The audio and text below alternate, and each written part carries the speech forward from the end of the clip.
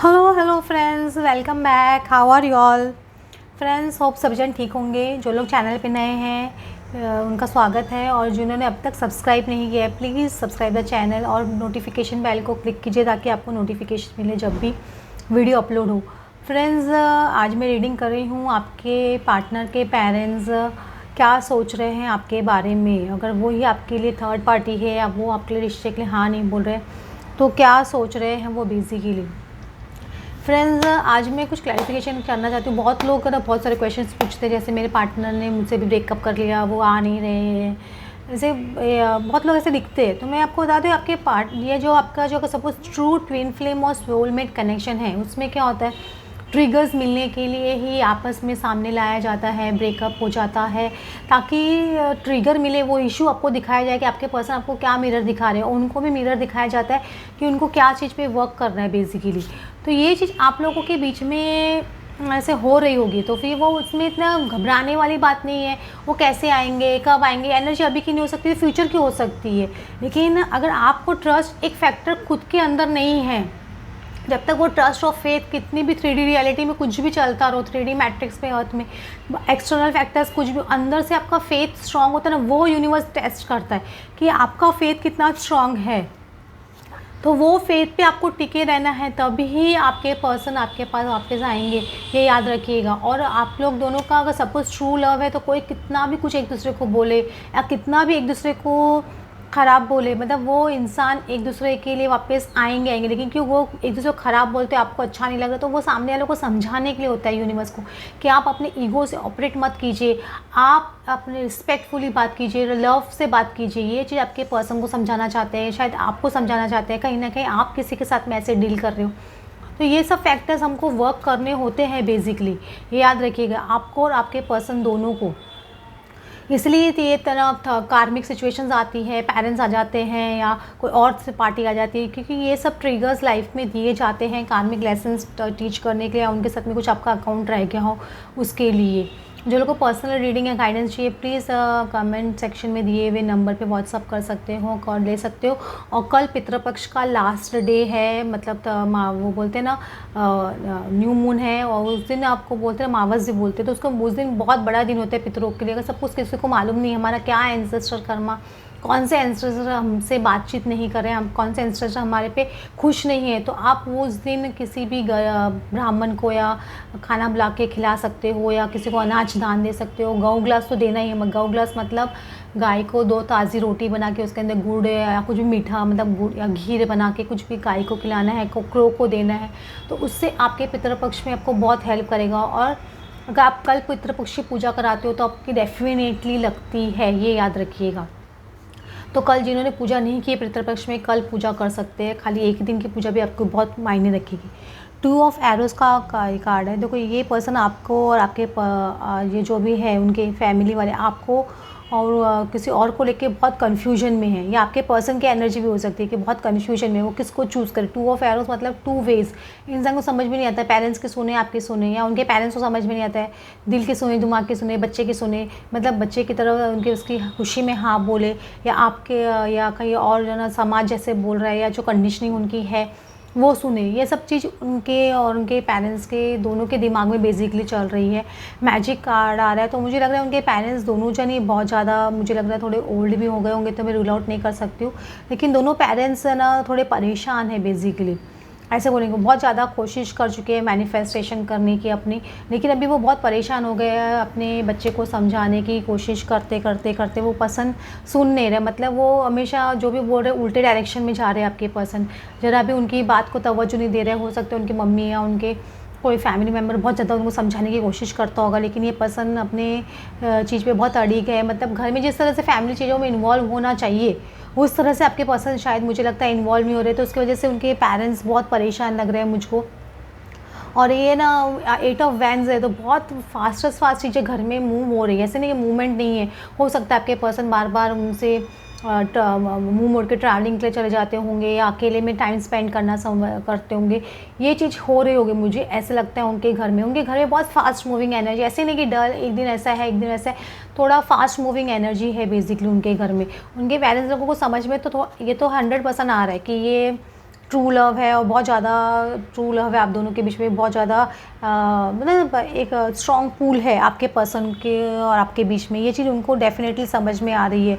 ये उनको भी समझ में आता है कि लव को सेपरेट करना अच्छी बात नहीं है। उनको कभी कभी ये भी डर लगता है कि ये पर्सन फास्ट मूव ऑन होके आपके पास नहीं आ जाए या आपके साथ में शादी नहीं कर ले उनको बताए बगैर। ये भी चीज़ उनके दिमाग में, उनके पेरेंट्स के दिमाग में चल रही है, मैं आपको ऐसे बोल सकती हूँ। बहुत ज़्यादा स्ट्रांगली उन लोगों के दिमाग में चल रही है कि ये पर्सन हमको छोड़ नहीं दे, या मतलब इसीलिए उनको बहुत ज़्यादा मनाने की कोशिश की जा रही है कि ये इस तरह से उनकी ख्यालों का मतलब विशेष का ख्याल भी रखा जा रहा है ताकि ये उनको छोड़ नहीं दे। बेसिकली मैं समझ ना एक पॉलिटिक्स होती है, मैनिपुलेशन होती है कि इंसान है ना किसी तरह से चला नहीं जाए बच्चे को ना। कभी कभी पेरेंट्स अपने साइड में करने के लिए महंगा गिफ्ट दिलाते हैं जैसे ना, ताकि वो पर्सन बच्चा हमारी तरफ ही बोले।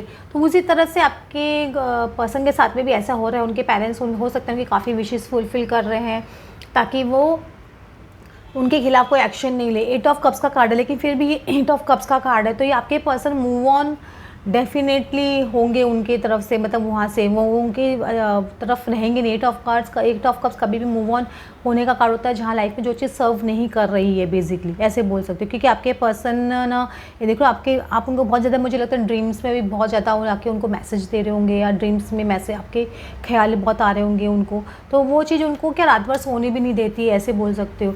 आपके पर्सन के दिमाग में यूनियन बहुत ज़्यादा चल रहा है, बहुत ज़्यादा उनके दिमाग में चल रहा है आपके साथ में सेलिब्रेट करने का या आपके साथ में करने का उनके पेरेंट्स को। लेकिन बेसिकली यही डर लग रहा है कि ये पर्सन आपके जो पार्टनर है छोड़ के उनको आपके साथ में यूनियन में नहीं आ जाए, या सेलिब्रेशन मतलब कोई शादी वादी नहीं कर ले।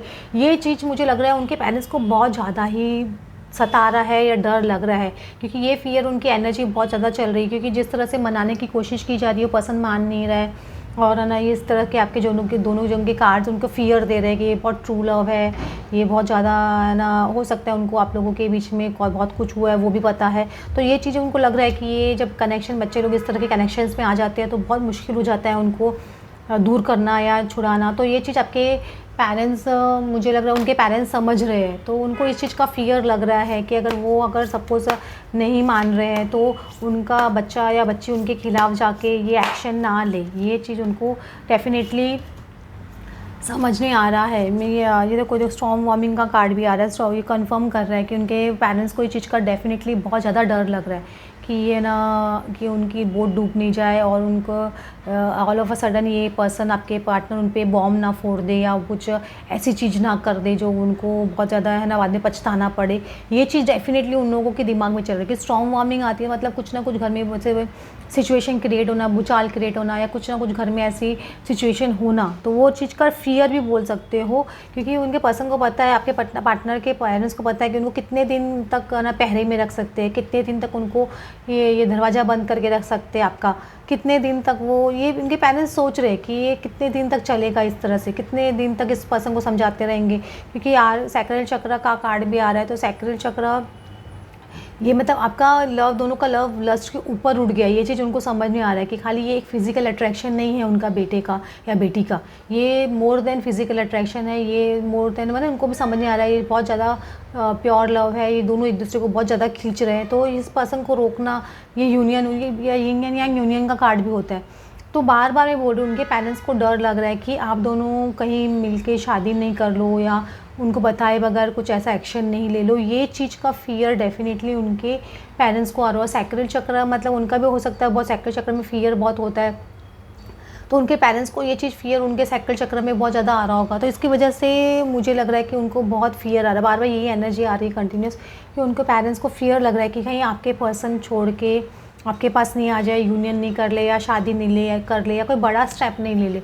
ये चीज़ उनको डेफिनेटली मुझे लग रहा है बहुत सता रही है और डर लग रहा है, क्योंकि बंधन में एक इंसान को बहुत दिन तक, कितने दिन तक बांध के रखेंगे वो जितना ज़्यादा वो उनको प्रेशराइज करेंगे, जितना ज़्यादा वो ना एक पर्सन एक बार बहुत टाइम तक हाँ करता रहेगा उनके साथ में, लेकिन जब उसका एक लिमिटेशन आ जाएगा तो वो क्या चेन्स ब्रेक करने की कोशिश करता है बाद में। वो बच्चा वो ज़्यादा दिन तक ले नहीं सकता है। वे देखो दी एंड का कार्ड ही खुल रहा है, रूप कैसल का कार्ड आ रहा है, देखो स्नो कार्ड है, इसमें ये स्नो के अंदर, ये विंटर सीजन के अंदर ऐसा कुछ हो सकता है। बहुत स्ट्रॉन्ग पॉसिबिलिटी है कि आपके पर्सन छोड़ के उनके पेरेंट्स को आपके पास आए। तो ये स्नो का कार्ड आ रहा है, प्लस दी एंड का कार्ड आ रहा है, जो रस्सी में जकड़ के रखे हैं घर के अंदर, उनके कैसल का कार्ड आ रहा है, रोप कार्ड आ रहा है, दी एंड का कार्ड आ रहा है। तो अगर सपोज़ उनके पेरेंट्स को घर के अंदर बांध के रखे हैं या जो भी करके रखे, मतलब जकड़ के रखे अपने इमोशंस में, फैमिली वैल्यूज़, फैमिली इज्जत, फैमिली दिस एंड दैट, ये सब करके बहुत ज़्यादा उनको दबा के रखे, तो इसका दी एंड आ रहा है बेसिकली, ऐसे बोलो दी एंड ऑफ द,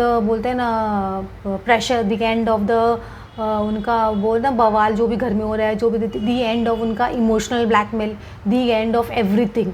जो चीज़ उनको बांध के रखी है उनके पेरेंट्स के पास, मतलब जो चीज़ उनको इमोशनल ब्लैकमेल किया जा रहा है या फाइनेंशियली उनको ब्लॉक किया जा रहा है, वो सब चीज़ का एंड आ रहा है। मुझे ऐसा लगा सपोज़ आपके पर्सन को फाइनेंस से निकाल देंगे या फैमिली प्रॉपर्टी से बेदखल कर देंगे, ये चीज़ का डर दे के रखते, तो आपके पर्सन है वो डर से निकलेंगे, वो खुद के पैरों पे खड़े होकर आने की आपके साथ में कोशिश करेंगे या उनको फैमिली से बॉयकॉट कर दिया जाएगा। ये चीज़ कभी भी उनको फिक्र नहीं, क्योंकि पहले ये रस्सी से बहुत जकड़े हुए थे, उनको छोड़ा नहीं जा रहा था आपके पर्सन को, अपने पेरेंट्स को या इस चीज़ को। वो खाली वो समझ रहे हो, उनको उनके अटैचमेंट तो डेफिनेटली है ही ना अपने पेरेंट्स सिबलिंग से, तो वो चीज़ उनको छोड़ने नहीं दे रही थी उनको। लेकिन अभी सब चीज़ का एंड आएगा डेफिनेटली, मुझे ऐसे लग रहा है। ये एंड ऑफ द सिचुएशन है, the end of the pressure है, द एंड 10 ऑफ वैंड्स का कार्ड भी बोलेंगे इसको। तो ये गुड न्यूज़ है आप लोगों के लिए बेसिकली। लेकिन इसमें नहीं कि ऐसे मतलब हाई एक्सपेक्टेशन में आ जाओ कि अरे अभी ऐसे होने वाला है, सो में ऐसे होने वाला है। अपनी ना एक अंदर की खुद की एनर्जी को बैलेंस रखिए। आपको जब यूनियन होने वाला तो आपको अंदर से पता होता है कि हाँ यूनियन होगा, लेकिन आप डिसबैलेंस नहीं होती हो। समझो कोई भी सिचुएशन आ रही है, क्योंकि एकदम एंड टाइम पे भी आपका एक टेस्ट लिया जा सकता है गॉड की तरफ से कि ये डिसबैलेंस होता है कि होती है, कि समझ रहे हो कि आके इसको इस तरह सिचुएशन देखो, हो तो की एक्सपेक्टेशन है all of a sudden union की चल रही है और वहाँ पे आपको ऐसा कुछ ट्रिगर दिया जाता है आपके पर्सन से या उनसे मुँह से ऐसा कुछ बुलवाया जाता है, तो क्या आपको डर लगता है कि this end of the situation, लेकिन आप अपना फेथ लूज़ नहीं करते हो। उसी को बोलते हैं आपको क्लियरिंग द टेस्ट, समझ रहे हो। तो ऐसे समझ के चलिए। ओके फ्रेंड्स, होप आपको आज की रीडिंग अच्छी लगी हो। Then please like and subscribe. Thanks for watching.